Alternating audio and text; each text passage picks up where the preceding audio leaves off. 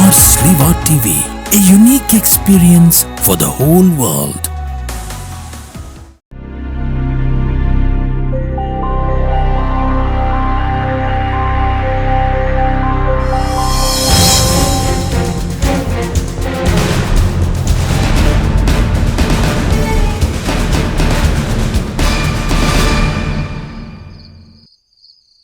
ഈശോയ്ക്ക് സ്തുതിയായിരിക്കട്ടെ.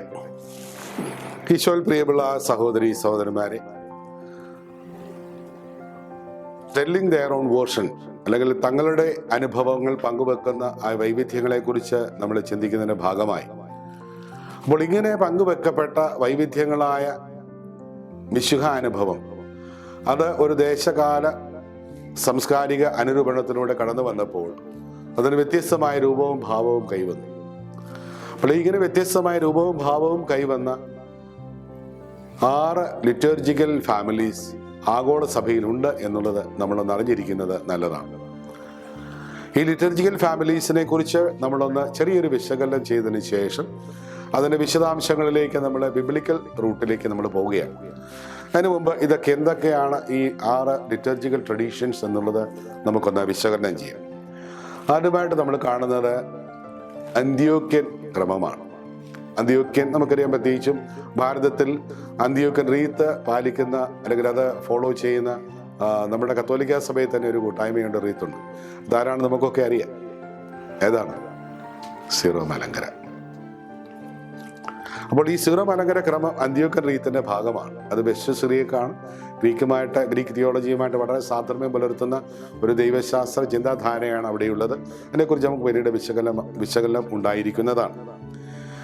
ഇവിടെ നമ്മൾ കാണുന്ന അന്ത്യോക്യൻ, അലക്സാണ്ട്രിയൻ അത് വ്യത്യസ്തമായ ഒരു ലിറ്റർജിക്കൽ പാരമ്പര്യമാണ്. അപ്പോൾ അവിടെ നമ്മൾ കാണുന്ന 2 സഭകളെ വീണ്ടും കാണുന്നു, കോപ്റ്റിക്കും എത്യോപ്യനും. നമുക്കറിയാം, കോപ്റ്റിക് എത്യോപ്യൻ ചർച്ചുകൾ, പ്രത്യേകിച്ച് എത്യോപ്യൻ നമ്മളിന്ന് കാണുന്നുണ്ട്. വളരെ മൃഗീയമായ പീഡനങ്ങൾക്ക് വിധേയമാകുന്ന കോപ്റ്റിക് സഭയെക്കുറിച്ച് നമ്മൾ കാണുന്നുണ്ട്, എത്യോപ്യൻ സഭയെക്കുറിച്ച്. അപ്പോൾ ഈ കോപ്റ്റിക് സഭ ഇന്ന് മതഭീകരവാദികളുടെ പിടിയിൽപ്പെട്ട് ഒത്തിരിയേറെ സഹനങ്ങളിലൂടെ കടന്നു പോകുന്ന ഒരു സാഹചര്യമുണ്ട്. പക്ഷെ അതിനെക്കുറിച്ച് സംസാരിക്കാൻ ലോകത്തിലാരുമില്ല എന്നുള്ളത് ഒരു വൈരുദ്ധ്യമായിട്ട് നമുക്ക് തന്നെ തോന്നാം. എന്തുമായിക്കൊള്ളട്ടെ, നമുക്ക് ആ ഭാഗത്തേക്ക് പോകുന്നതിന് പകരം നമുക്ക് നമ്മുടെ ഈ വിഷയമായിട്ട് മാത്രം ബന്ധപ്പെട്ട് മുമ്പോട്ട് പോകാം. Coptic and Ethiopian. ഇനി അടുത്തത് നമ്മൾ അന്ത്യോക്യൻ, അലക്സാണ്ട്രിയൻ, അർമേനിയൻ പാരമ്പര്യത്തെക്കുറിച്ചുകൂടെ നമ്മൾ കാണുമ്പോൾ ഇവിടെ നമ്മൾ കാണുന്ന ഒരു സത്യമുണ്ട്.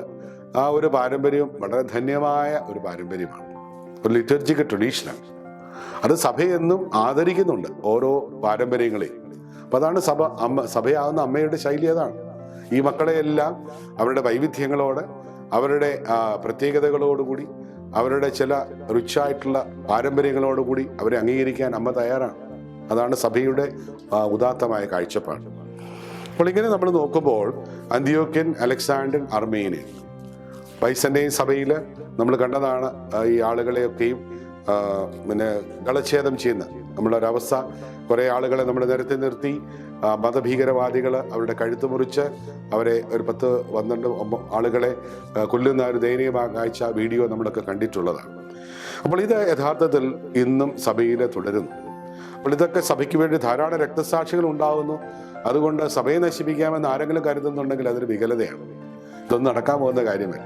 എവിടെയാണോ സഭ നശിപ്പിക്കാൻ ശ്രമിക്കുക അവിടെ സഭ വളരെ ശക്തമായിട്ട് വളരുന്നുണ്ട്. നമ്മളിപ്പോൾ നടന്നുകൊണ്ടിരിക്കുന്ന ആ യുദ്ധസമാനമായ സാഹചര്യം, ഇസ്രായേലുമായിട്ട് ഹമാസ് നടത്തുന്ന യുദ്ധം. പക്ഷെ നമ്മൾ ഇന്ന് കാണുന്ന ഞെട്ടിക്കുന്ന ഒരു മറുവശമുണ്ട്. ഇങ്ങനെ ഈ ഒളിച്ചോടിപ്പോകുന്ന ഹമാസിന്റെ ഭീകരന്മാരുടെ ഇടയിൽ നിന്ന് ഈശോയുടെ ദർശനം ധാരാളമായി ലഭിക്കുന്നു എന്നുള്ള വാർത്തകളാണ് പുറത്തു വരുന്നത്. അപ്പോൾ ഈ മത തീവ്രവാദികളായിരുന്ന അല്ലെങ്കിൽ ഇവരോട് അനുഭാവം പുലർത്തിയിരുന്ന പല ആളുകൾക്കും ഇന്ന് ഉദ്ധിതനായ ഈശോ പ്രത്യക്ഷപ്പെടുന്ന ഒരു സാഹചര്യം ഇന്ന് സംജാതമായിരിക്കുകയാണ്. ഇതൊരു ചരിത്രപരമായ അനിവാര്യതയാണ്.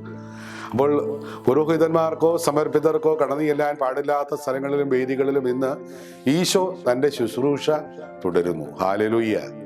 പ്രിയമുള്ളവരെ, സഭയുടെ ശൈലി അതാണ്. അപ്പോൾ വൈദികരോ സമർപ്പിതരോ അല്ലെങ്കിൽ അന്മയ പ്രേക്ഷിതരോ ഇല്ലാത്ത സ്ഥലത്ത് പോലും കർത്താവ് ഇന്നും തൻ്റെ ശുശ്രൂഷ തുടർന്നുകൊണ്ടിരിക്കുന്നു. ഞാൻ ലോകാവസാനം വരെ നിങ്ങളോട് കൂടെ ഉണ്ടായിരിക്കുമെന്നുള്ള ആ വചനം ഇന്നും അന്വർത്ഥമാവുകയാണ്. അപ്പം അതുകൊണ്ട് ഭീകരവാദികൾ പോലും ഇന്ന് ഈശോയാണ് സത്യദൈവമെന്ന് തിരിച്ചറിഞ്ഞ് ഈശോയിലേക്ക് വന്നുകൊണ്ടിരിക്കുന്ന ഒരു സാഹചര്യം കൂടെ ഈ പ്രതികൂല സാഹചര്യങ്ങളിടയിലും ഉണ്ട് എന്നുള്ളത് ആശാവഹമാണ്, നമുക്ക് പ്രതീക്ഷ നൽകുന്ന ഒരു കാര്യം തന്നെയാണ്. അതുകൊണ്ട് ഈ വ്യക്തിസഭകളുടെ അന്ത്യോക്യൻ, അലക്സാണ്ട്രിയൻ, അർമേനിയൻ, ബൈസന്റൈൻ, പിന്നെ അതുകൂടാതെ അഞ്ചാമത്തെ ഒരു പാരമ്പര്യമാണ് കൽദായ. അപ്പോൾ ആൽഫബറ്റിക് ഓർഡറിന്റെ ക്രമത്തിൽ തന്നെ പറയുകയാണ്. ഇന്ന് കൽദായം എന്ന് കേൾക്കുമ്പോൾ പലർക്കും ചതുർത്ഥിയാണ്. എന്തുകൊണ്ടാണ് എനിക്കറിയാൻ പാടില്ല ഇത്രമാത്രം ഒരു വികലമായ ഒരു ചിന്ത ഇവരുടെ മനസ്സിൽ വരുന്നത്. അവർക്ക് പിശാച് കുരിശു കാണുന്നത് പോലെയാണ്. പക്ഷെ എന്ന് ഞാൻ പറയുന്നില്ല, പിശാചുകള് കുരിശിനെ കാണുന്നത് പോലെ കാൽഡിയൻ പാരമ്പര്യത്തെ കണ്ടാൽ അപ്പോൾ അവർ പിശാചുകളായി മാറുമല്ലോ. അതുകൊണ്ട് ഞാൻ അങ്ങനെ പറയാൻ ആഗ്രഹിക്കുന്നില്ല. അങ്ങനെ സംഭവിക്കാതിരിക്കട്ടെ. പിശാച് അവരെ വേട്ടയാടുവാനോ പന്താടുവാനോ സാത്താന്റെ കൈകളിൽ ഉപകരണമാകാനോ അവരിടയാകാതിരിക്കട്ടെ എന്ന് തന്നെയാണ് എൻ്റെ ആത്മാർത്ഥമായ പ്രാർത്ഥന. പ്രിയമുള്ള സഹോദരീ സഹോദരന്മാരെ, ഈ കൽദായ പാരമ്പര്യം എന്ന് പറയുന്നത് യഹൂദ പാരമ്പര്യവുമായിട്ട് വളരെ സാധർമ്യം പുലർത്തി പോരുന്ന ഒരു പാരമ്പര്യമാണ്. മറ്റുള്ള പാരമ്പര്യങ്ങൾക്കുമെല്ലാം ഈ യഹൂദ ജ്യൂവിഷ് എലമെന്റ്, ഒരു യഹൂദ ഘടകം അതിൻ്റെ ഉള്ളിലുണ്ട്. പക്ഷെ അത് അല്പം കൂടുതൽ കാണുവാൻ പറ്റുക നമുക്ക് ഇവിടെയാണ്. ഇതാണ് നമ്മളിവിടെ ശ്രദ്ധിക്കേണ്ട ഒരു പ്രധാനപ്പെട്ട കാര്യം. അപ്പോൾ നമ്മൾ ഈ 6 ലിറ്റർജിക്കൽ ട്രഡീഷൻ, അപ്പോൾ അത് നമ്മൾ പിന്നീടൊന്ന് അല്പം കൂടി ദിവ്യശാസ്ത്ര ശാഖകളുടെ ഒരു രീതിയിൽ വിശകലനം ചെയ്യുമ്പോൾ നമുക്ക് കാണുവാൻ പറ്റുന്നത് 3 ബേസിക് ട്രേറ്റ്സാണ്, 3 അടിസ്ഥാനപരമായ ശൈലികളാണ്. അപ്പോൾ അതിനെ നമ്മൾ ദൈവശാസ്ത്ര വിദഗ്ധര് വ്യാഖ്യാനിച്ച് വെക്കുന്നുണ്ട്. മാർപ്പാപ്പമാർ തന്നെ ഈ അടുത്ത കാലത്ത് നടത്തിയ ചില പ്രബോധനങ്ങളിലൊക്കെയും വളരെ പ്രകടമായിട്ടത് പറയുന്നുണ്ട്.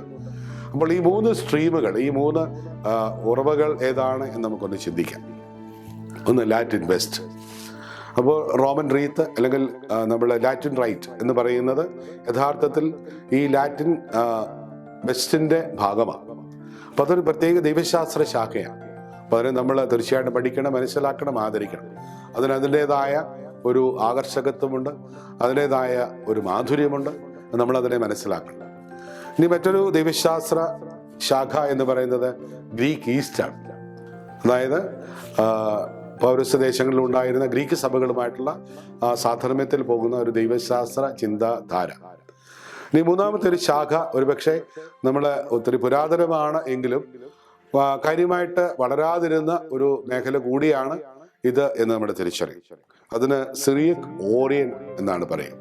ഓക്സ്ഫോർഡ് യൂണിവേഴ്സിറ്റിയിലുള്ള സെബാസ്റ്റ്യൻ ബ്രോക്കിനെ പോലെയുള്ള ലോകപ്രശസ്തരായിട്ടുള്ള പണ്ഡിതന്മാർ ആ മേഖലയിലുള്ള പഠനങ്ങളും റിസർച്ചുകളും ധാരാളമായിട്ട് ഇന്ന് ചെയ്തുകൊണ്ടിരിക്കുന്നു.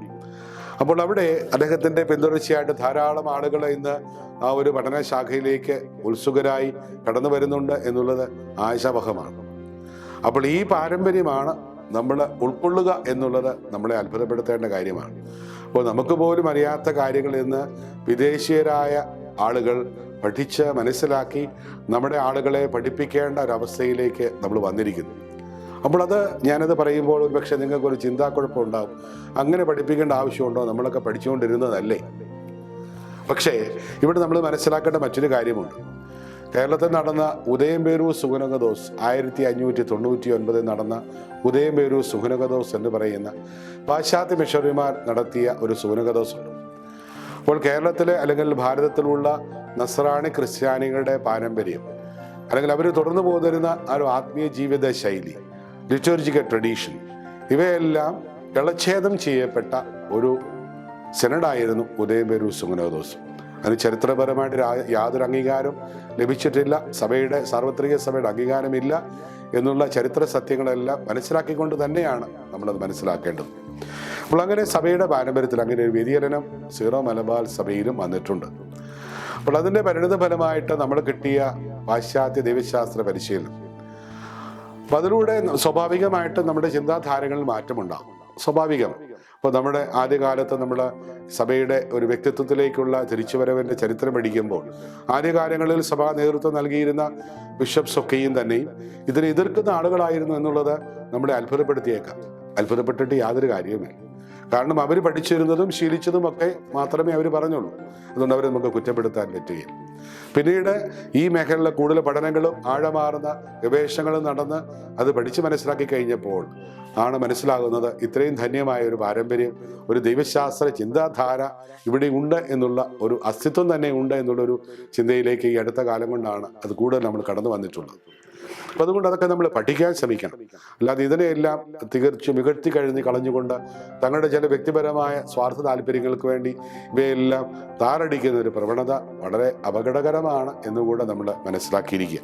അതായത് സെമിനാരികൾക്ക് വേണ്ടിയുള്ള പരിശീലന കേന്ദ്രവുമായിട്ട് ബന്ധപ്പെട്ട് ജോൺ പോൾ രണ്ടാമൻ പാപ്പ കൊടുത്ത ഒരു പ്രത്യേക പരിശീലന നിർദ്ദേശങ്ങളിൽ അദ്ദേഹം പറയുന്ന ഒരു വളരെ പ്രധാനപ്പെട്ട ഒരു കാര്യമുണ്ട്. സഭയ്ക്ക് 2 ശ്വാസകോശത്തിൻ്റെ അറകളുണ്ട്. അപ്പോൾ ഈ ശ്വാസകോശത്തിൻ്റെ 2 അറകളും കൊണ്ട് നമ്മൾ ശ്വസിച്ചു തുടങ്ങണം. അപ്പം അദ്ദേഹം പറഞ്ഞത് പ്രധാനമായിട്ടും പൗരസ്ത്യവും പാശ്ചാത്യവും. പക്ഷേ ഈ പൗരസ്യവും പാശ്ചാത്യവും എന്ന് വെച്ചാൽ ലാറ്റിൻ ട്രഡീഷൻ, അതുപോലെ തന്നെ ഗ്രീക്ക് ഓർത്തഡോക്സ് പാരമ്പര്യം. പക്ഷേ ഈ അടുത്ത കാലം കൊണ്ട് അല്ലെങ്കിൽ നഷ്ടപ്പെട്ട് മറഞ്ഞു കിടന്നിരുന്ന ഈ സിറിയക് ഓറിയന്റിൻ്റെ പ്രാധാന്യം കൂടെ നമ്മൾ തിരിച്ചറിഞ്ഞുകൊണ്ട് വേണം നമ്മൾ ഇതിലേക്ക് കടന്നു വരാൻ. അപ്പോൾ സിറിയക് ഓറിയന്റിൻ്റെ പാരമ്പര്യം, ഈ പൗരസ്യ സുറിയാനി പാരമ്പര്യത്തിൻ്റെ പ്രത്യേകതകൾ, സവിശേഷതകൾ വളരെ പ്രധാനപ്പെട്ടതാണ്. സഭയുടെ ഏറ്റവും അമൂല്യമായൊരു സമ്പത്താണ്. അത് നശിപ്പിക്കുവാൻ വേണ്ടിയുള്ള ബോധപൂർവമായ അല്ലാതെയുള്ള എല്ലാ ശ്രമങ്ങളും അതേപോലെ തന്നെ അപകടകരമാണ് എന്ന് പറയാതെ നിവൃത്തിയില്ല. ഇത് നമ്മൾ തിരിച്ചറിയേണ്ട മറ്റൊരു പ്രധാനപ്പെട്ട മേഖല കൂടിയാണ്.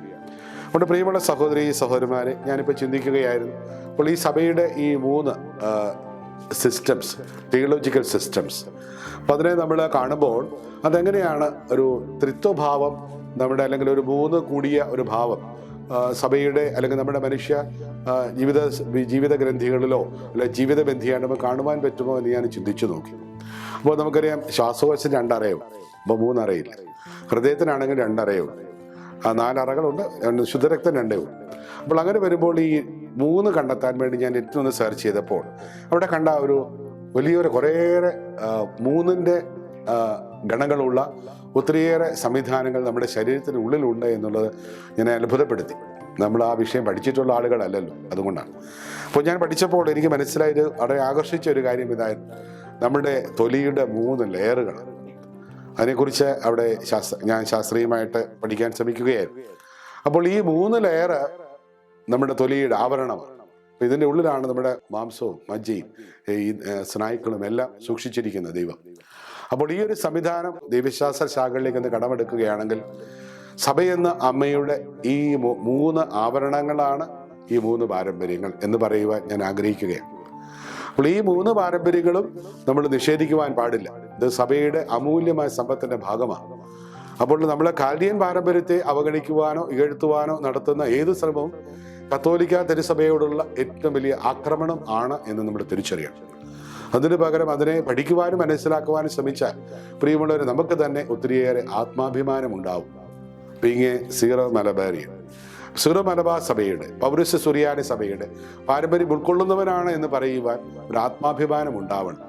അതിനുവേണ്ടി ആദ്യം നമ്മൾ ചെയ്യേണ്ടത് ഈ ആത്മാഭിമാനം ഉണ്ടാകുവാൻ നമ്മൾ വെച്ചു ചേർത്ത ഏച്ചുകെട്ടിയ സംവിധാനങ്ങളെ മാറ്റിക്കൊണ്ട് അല്പം കൂടെ ആഴമാർന്ന പഠനത്തിലൂടെ ഞാൻ ആരാണ്, അല്ലെങ്കിൽ എൻ്റെ സഭ എന്തായിരുന്നു എന്നുള്ളത് നമ്മൾ തിരിച്ചറിയാൻ ശ്രമിക്കുമ്പോൾ പ്രിയമുള്ളവരെ, നമ്മൾ അത്ഭുതം കൂറുന്ന മിഴികളോടെ നിൽക്കുന്ന നിമിഷങ്ങൾ ധാരാളം ഉണ്ടാവും.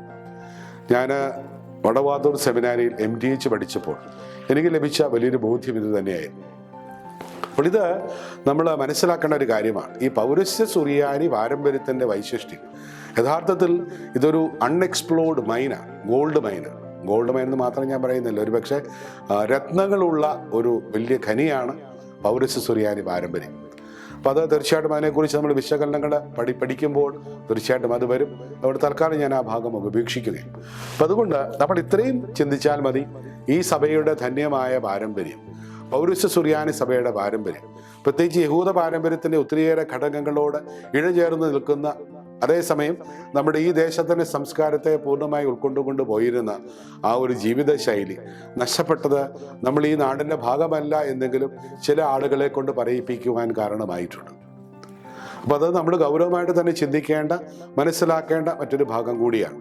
അതുകൊണ്ട് പ്രിയമുള്ള സഹോദരി സഹോദരന്മാരെ, നമ്മൾ ഈ ഒരു സഭയുടെ വികാസം, അപ്പോൾ ടെല്ലിങ് ദെയർ ഓൺ വേർഷൻ എന്ന് പറയുന്ന ആ ചിന്തയുടെ ഭാഗമായി ഈ രണ്ട് മേഖലകളെക്കുറിച്ച് നമ്മൾ അറിഞ്ഞിരുന്നില്ലെങ്കിൽ അത് നമുക്ക് മുമ്പോട്ടുള്ള പ്രയാണത്തിൽ കൂടുതൽ ഡൗട്ട്ഫുൾ അല്ലെങ്കിൽ സംശയമുള്ള അവസ്ഥ ഉണ്ടാകുവാൻ കാരണമാകും.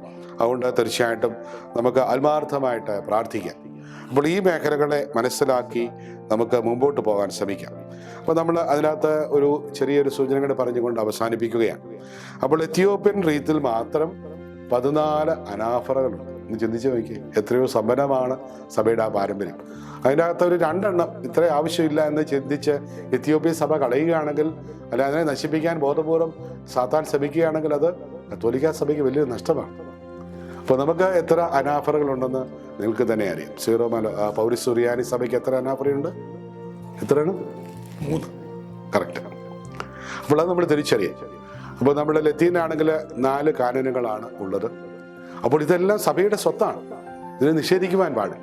അപ്പോൾ നമ്മൾ വെറുതെ ഒരു വികലമായ ഒരു ഉപരിപ്ലവമായ കുർബാനയെക്കുറിച്ചുള്ള അവതരണവും പഠനവും ഒക്കെ നമ്മളെ കൊണ്ടെത്തിക്കുന്നത് ഇതുപോലെയുള്ള ആത്മഹത്യാപരമായ പ്രവണതകളിലേക്കാണ്. അതുകൊണ്ട് ആ മേഖലയിൽ പ്രവർത്തിക്കുന്ന, പഠിപ്പിക്കാൻ ശ്രമിക്കുന്ന എല്ലാ വൈദികരും, എന്നെ കേൾക്കുന്ന എല്ലാ ആത്മായ സഹോദരങ്ങളോടും വിനീതമായൊരു അഭ്യർത്ഥനയും, സഭയെ ഗാഠമായിട്ട് പഠിക്കുക, ആഴത്തിൽ പഠിക്കുക. അതിനുവേണ്ടി നമ്മൾ ഇങ്ങനെയുള്ള വികല ചിന്തകൾ പ്രകടിപ്പിക്കുന്ന, അല്ലെ അതുമാത്രം വിളമ്പുന്ന ചിന്തകളിലേക്ക് പോകാതെ ദൈവശാസ്ത്രം ആഴമായിട്ട് പഠിപ്പിക്കുന്ന സംവിധാനങ്ങൾ സഭയ്ക്കുള്ളിൽ തന്നെയുണ്ട്. അതുപോലെ തന്നെ നമ്മൾ കാണുന്ന ദൈവശാസ്ത്ര ശാഖകളുടെ ഇഷ്ടംപോലെ ഡേറ്റ നമുക്ക് നെറ്റിൽ അവൈലബിൾ ആണ്. അതൊക്കെ വായിക്കാനും പഠിക്കാനും ഒന്ന് ശ്രമിച്ചു കഴിയുമ്പോൾ ഈ പൗരസ്ത്യ സുറിയാനി സഭയുടെ വൈവിധ്യങ്ങളും ഒക്കെ നമ്മൾ തിരിച്ചറിയുവാൻ, അല്ലെങ്കിൽ അതിനെ ഒന്ന് ആഴത്തിൽ പഠിക്കുവാൻ നമുക്കൊരു വ്യത്യസ്തമായ ഒരു കാഴ്ചപ്പാട് ഉണ്ടാവുകയാണെങ്കിൽ തീർച്ചയായിട്ടും അത് ശുഭോദർക്കമായിരിക്കും, ഒത്തിരി സന്തോഷമുള്ളതായിരിക്കും. അപ്പോൾ ഇങ്ങനെയുള്ള ആവശ്യമില്ലാത്ത വാദകോലാഹലങ്ങളെല്ലാം നമുക്ക് അവസാനിപ്പിക്കുവാൻ വളരെ എളുപ്പത്തിൽ സാധിക്കും. അപ്പോൾ പൗരസ്ത്യ സുറിയാനി സഭ ഇന്ന് ലോകത്തിലെ ഏറ്റവും വൈബ്രൻ്റ് ആയ ഒരു ചർച്ച മാർപ്പാപ്പ തന്നെ എന്ന് പറഞ്ഞിട്ടുണ്ട്, മാർപ്പാപ്പമാര്. അപ്പോൾ നമ്മൾ മനസ്സിലാക്കേണ്ട കാര്യം ഇതാണ്, ഈ വൈബ്രൻസ് മുഴുവൻ നശിപ്പിക്കുവാൻ വേണ്ടി സാത്താൻ വെച്ചൊരു കെണിയാണിത്. അപ്പോൾ സഭയുടെ ഒരു യൂണിറ്റി, യൂണിഫോമിറ്റി, ഇതിനെയൊക്കെ തുരങ്കം വെക്കുവാൻ വേണ്ടി സാത്താൻ സൃഷ്ടിച്ച ഒരു കെണി. ആ കെണിയിൽ പെട്ടുപോകാൻ ആത്മായ സഹോദരങ്ങളെ, പ്രിയമുള്ള വൈദിക സഹോദരന്മാരെ നമ്മൾ ഇടയാക്കരുത് എന്ന് മാത്രമാണ് എളിയവനായ എൻ്റെ പ്രാർത്ഥനയും ആശംസകളും. അപ്പം അതുകൊണ്ട് നമുക്ക് സഭയെ കൂടുതൽ ആഴത്തിൽ പഠിക്കുകയും മനസ്സിലാക്കുകയും ചെയ്യുന്ന ഒരു സമൂഹമായിട്ട് നമുക്ക് മുന്നോട്ട് മാറാം.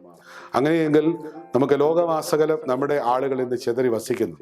അപ്പോൾ അവരിലൂടെ ഒരുപക്ഷെ ഒരു പുനഃസുവിശേഷവൽക്കരണം നമുക്ക് നടത്തുവാൻ സാധിക്കുമെന്ന് എളിയവൻ വിശ്വസിക്കുകയാണ്. അപ്പം അതുകൊണ്ട് ആ ഒരു ദൗത്യം ഏറ്റെടുക്കുന്നതിലൂടെ ലോകമാസകലം നമുക്ക് ഒരുപക്ഷെ നശിച്ചുപോയ അവസ്ഥയിലായിരിക്കുന്ന പല സഭകൾക്കും ഒരു പുനർജീവനം നൽകുവാൻ നമ്മുടെ സാന്നിധ്യം ഇടയാവട്ടെ എന്ന് ആശംസിക്കുന്നു, പ്രാർത്ഥിക്കുന്നു. അതുകൊണ്ട് നമുക്ക് സഭയെ സ്നേഹിക്കാം, സഭയുടെ വൈവിധ്യങ്ങളെ നമുക്ക് നെഞ്ചോട് ചേർത്ത് പിടിക്കാം, അവയെ ഇഷ്ടപ്പെടുകയും അവയെ മനസ്സിലാക്കി ആദരിക്കുകയും ചെയ്യുന്ന ഒരു പരസ്പര പൂരകമായ ബഹുമാനത്തിൻ്റെ സംസ്കാരം നമുക്ക് കാത്തു പരിപാലിക്കാം. ദൈവം നമ്മെ എല്ലാവരെയും അനുഗ്രഹിക്കട്ടെ. ഈശോ മിശിഹായ്ക്ക് സ്തുതിയായിരിക്കട്ടെ. Mars Riva TV, a unique experience for the whole world.